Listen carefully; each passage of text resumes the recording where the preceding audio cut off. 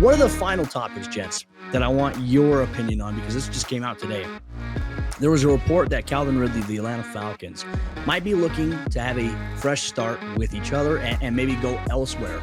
Now, how much validity is there to this? I'm not quite sure. As we know, Calvin Ridley stepped away from football due to mental health concerns. And obviously that's something that the Atlanta Falcons organization allowed him to do. They gave him space, patience, and whatever he needed. But now it's appearing as if he may be looking to get out. The organization may be looking to go a different direction. How do you guys feel about this? Do you guys feel like there's validity to it? And if so, I mean, where could he potentially end up? Because this market will be very, very hot next season. I would struggle to give an opinion about this without having more information. Yeah. Because do you guys have any clue what happened in Atlanta? Because I don't. No.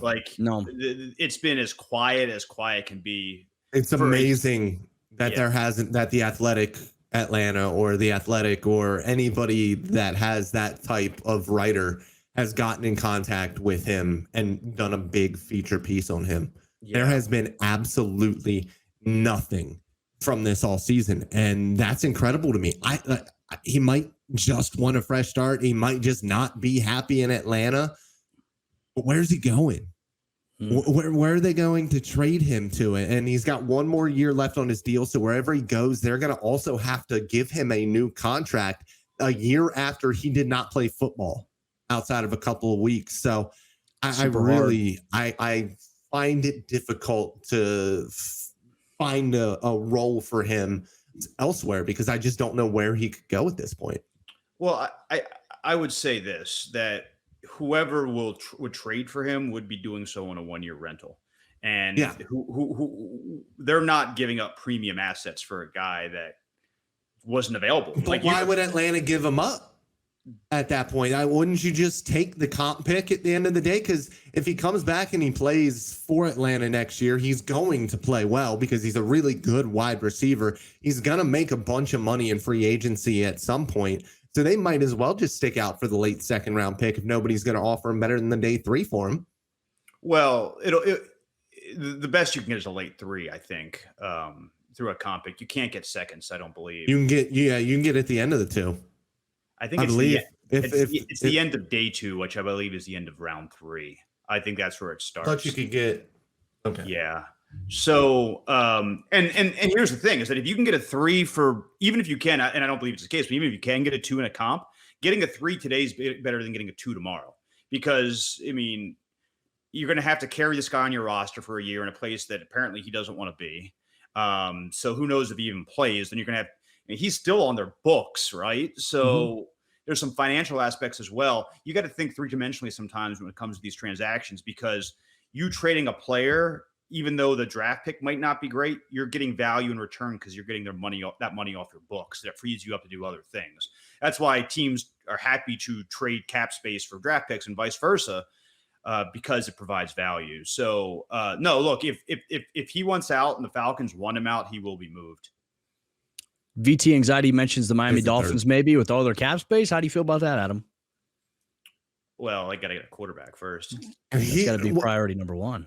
I could see the Raiders being a destination potentially for Calvin Ridley. If somehow Tua stays in Miami, which we all kind of assume is not going to happen, Calvin Ridley would be a fantastic fit for him at who he is as a player. Somebody who can get open, can create separation. You won't have to put balls into tight windows with lackluster arm strength and scatter shot accuracy at some point in times. I'm trying to think. Was he there in 17? Yes, I believe so. So he was part of that national championship team. He was, but I mean, Tua only played one half of that game. So right. The Jalen Hurts game. I mean, obviously that was fun to see kind of that back and forth there.